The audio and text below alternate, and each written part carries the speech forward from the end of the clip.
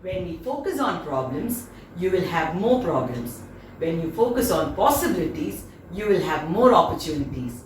A very warm good morning to all my dear students. In our previous session, we learned about the impact of British policies, the different land revenue systems implemented by the British in India and their features. We also learned about commercialization of agriculture, Indigo Revolt, peasant revolts which took place in different parts of Kerala. We also learned about who Santals were and their miseries, the Forest Acts imposed by the British, and finally we learned about the Kuruchia Revolt organized by the Kuruchia and Kurumba tribes of Wayanad in 1812 along with the reasons of this revolt. The misery hardly finds a parallel in the history of commerce. The bones of the cotton weavers are bleaching the plains of India. This was quoted by William Bentinck. Here, the above extract is made by Lord William Bentinck, who was the then Governor General of India. The textile industry was completely ruined due to the British policies. Not only the agricultural sector, but also the handicraft industries in India were ruined. Moving on to the causes for the decline of Indian textile industry. Large-scale import of machine-made British textiles. The machine-made textiles were imported from Britain, could be sold easily as they were cheap. The expansion of railway was also responsible for the decline of Indian textile industry. It helped the British to carry the imported fabrics from the port towns to interior villages and the cotton collected from villages to the ports for exporting to Britain. As a result, the Indian weavers lost their business in village market. Due to higher tax, the price of Indian textiles exported to Britain increased. So, Indians lost the British markets too. The British officers forced the weavers to work at low wages and to exchange their products at cheaper rate. Weavers gave up their work as the British exploited and tortured them and started searching for other jobs. The textile centers like Murshidabad and Dhaka, which were thickly populated once, became the least inhabited as the workers in the textile industries migrated to the villages and got engaged in agriculture related works. Number of people engaged in agriculture to earn a living increased. It divided the agricultural fields and the production decreased. So, analyze the reasons for the decline of Indian textile industry. They were, first one, expansion of railway. Second, export duty on textiles. Third one, exploitation of officers. Fourth one, textiles imported from Britain. And finally, export of raw materials. So once again, what were the reasons for the decline of Indian textile industry? First one, expansion of railway. Second one, export duty on textiles. Third one, exploitation of officers. Fourth one, textiles imported from Britain. And finally, export of raw materials. Moving on to the causes for the decline of handicraft industry in India. The pottery industry declined as the British imported aluminium vessels. Secondly, the tanning industry declined due to the export of raw leather to Europe. Here, tanning means the process of converting animal skin into leather. And finally, the carpentry industry declined due to the uses of machine-made metals. So once again, first one, the pottery industry declined as the British imported aluminium vessels. Secondly, the tanning industry declined due to the export of raw leather to Europe. Thirdly, the carpentry industry declined due to the use of machines made of metals. Lakhs of people died due to famine and deaths due to starvation, ruins of agricultural sector and handicraft industry. The British industrialists started modern industries in India in the 19th century. The first among the industry was plantation industry, followed by industries like textile, jute, steel and paper. Laborers in the British industries were exploited and their condition was extremely miserable and pathetic. The major problems faced by the Indian laborers in the British industries were very long working hours, very low wages, unhealthy accommodations, no trade unions, so the workers could not agitate and suffered extreme exploitation. The Great Bombay Textile Strike and Calcutta Jute Mill Strike are examples of such agitation of workers whenever they suffered extreme exploitation. What were the major problems faced by the laborers? Prolonged working hours, meager wages, unhealthy accommodations. There was no trade union in India at that time. However, the workers agitated whenever they suffered extreme exploitation. Dawn of 11th May 1857. People of Delhi woke up to a tumult. Tumult means a state of disorder or confusion. Thousands of armed rioters were reaching Delhi from Meerut, crossing the river Yamuna. The rioters included sepoys, that is Indian soldiers, and common people. In the previous night, they had assassinated some British officers and set fire to their offices. They declared the Mughal Emperor Bahadur Shah II as the Emperor of India.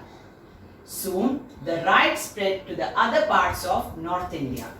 Above description is about the Revolt of 1857 or India's first war of independence. It was first started by the sepoys, that is, soldiers of Meerut. Moving on to the causes of the Revolt of 1857. There were four main causes of the Revolt of 1857. They were, first one, miseries of farmers. Miseries of farmers. The British implemented three different land revenue systems in India, namely permanent land revenue settlement in Bengal, Bihar and Orissa regions, Royalwari system in South Indian regions and Mahalwari system in Northwest regions. Under these different land revenue systems, the farmers had to pay high tax. The tax was to be paid only in cash. The farmers were forced to cultivate commercial crops. If the farmers were unable to pay tax before the deadline, they were forced to take loans with high interest rates. If the farmers were unable to repay the loan and the interest, the agricultural land was seized by the moneylenders. Therefore, the farmers led a miserable life. Moving on to the second cause of the revolt of 1857 was poverty of the craftsmen. The British policies destroyed the traditional handicraft industries in India because of large-scale import of machine-made British textiles. Thickly populated urban cities were later the least inhabited as people started migrating to villages for working in agriculture-related works. Village industries like pottery declined due to aluminium vessels, tanning declined due to export of raw leather to Europe, and carpentry declined due to the use of machine made of metals. Moving on to the third cause of revolt of 1857, which was dissatisfaction of kings. The princely states were blamed of inefficient rule and were annexed by the British through the doctrine of lapse. This made the kings to lead the rebellion. Doctrine of lapse was implemented by Lord Dalhousie. As per the policy, when the ruler of a princely state died without a male heir, the British could annex the state with British India. Moving on to the final cause, which was the miseries of the sepoys. The British gave poor salaries and insulted the sepoys. There was a rumor that the cartridge used in the newly supplied Enfield rifles were greased with the fat of cows and pigs. the religious feelings of Hindu and Muslim soldiers of India were wounded. The soldiers who were unwilling to use the new cartridges were punished by the British officers. Mangal Pandey, an Indian soldier in Barakpur, a place in Bengal, shot a British officer who forced him to use the new cartridge. He was arrested and hanged to death. Now let us see who all participated in the First War of Indian Independence. Kings, sepoys, common people like farmers and craftsmen took part in the rebellion. The rioters attacked the British and moneylenders and set fire to their account books, deeds and documents of transactions. The real strength of the rebellion was the Hindu-Muslim unity. The rioters captured Delhi and declared Bahadur Shah II as the Emperor of India. The major centers of revolt were Delhi, Jhansi, Lucknow, Kanpur and Faizabad, and the leaders were Bahadur Shah II, Rani Lakshmi Bai, Begum Hasrat Mahal, Nana Sahib, Tatya Tope, Maulvi Ahmadullah. So once again, which were the centers of revolt? Delhi, Jhansi, Lucknow, Kanpur and Faizabad. And the leaders were Bahadur Shah II, Rani Lakshmi Bai, Begum Hasrat Mahal, Nana Sahib, Tatya Tope and Maulvi Ahmadullah. Moving on to the results of the First War of Indian Independence. The revolt brought about several changes in the policies and administration of the British. The British Parliament took over India from British East India Company. Due to economic exploitation of the British, there were a lot of starvation deaths and around 2 crores of people died due to 4 great famines during that period. Now let us see what nationalism is. Nationalism is the sense of unity among the people of a country irrespective of caste, creed, religion and region. So once again, what is nationalism? Nationalism is the sense of unity among the people of a country irrespective of caste, creed, religion and region. Now let us discuss how Indian National Congress was formed. Indian National Congress was formed in December 1885 in Bombay. It was an example of an organized form of nationalism. 72 delegates or representatives from different organizations from different parts of India assembled in the vast auditorium of Tejpal Sanskrit College, Bombay on 28th of December 1885. They were of diverse attire, religion and language. W.C. Banerjee presided over this meeting initiated by the former British civil servant A.O. Hume. Thus, the Indian National Congress was formed in this meeting. Now, let us see what is drain theory. Dadabhai Naoroji, who was also known as the Old Man of India, put forward drain theory. Under drain theory, the drain of wealth to England was the root cause of poverty and starvation in India. The flow of Indian wealth to England was due to export of Indian raw materials, giving salaries and pension to the British officials in India, profits gained through the sale of British goods in India and tax from India. Leaders like Dadabhai Naoroji, Ramesh Chandra Dutt and Gopal Krishna Gokhale played a very important role in making common people aware of the economic policy of the British. The common people realized that poverty and exploitation were created by the British, because of which they were forced to start anti-British attitude. The nationalism which was born out of such awareness is termed as economic nationalism. So once again, leaders like Dadabhai Navroji, Ramesh Chandra Dutt and Gopal Krishna Gokhale played a very important role in making common people aware of the economic policy of the British. The common people realized that poverty and exploitation were created by the British, because of which they were forced to start anti-British attitude. The nationalism which was born out of such awareness is termed as economic nationalism. Moving on to Swadeshi Movement.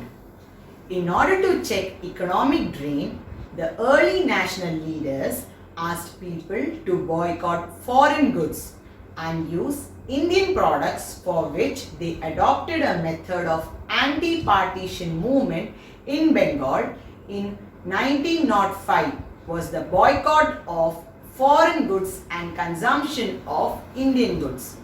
As a part of the agitation, they collected foreign goods and burned them publicly.